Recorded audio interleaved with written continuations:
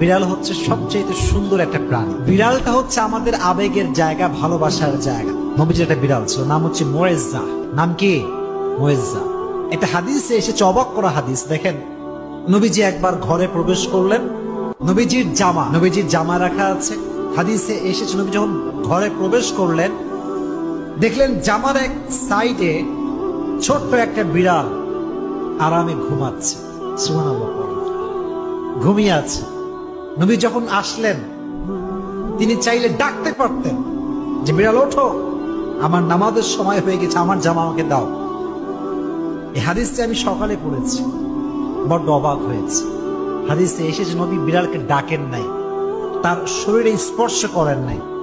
নবীর জামার যে অংশে বিড়ালটা শুয়েছিল, নবী যে ওই অংশটুকু কেটে ফেলেছেন, তবুও বিড়ালকে ডিস্টার্ব করে নাই।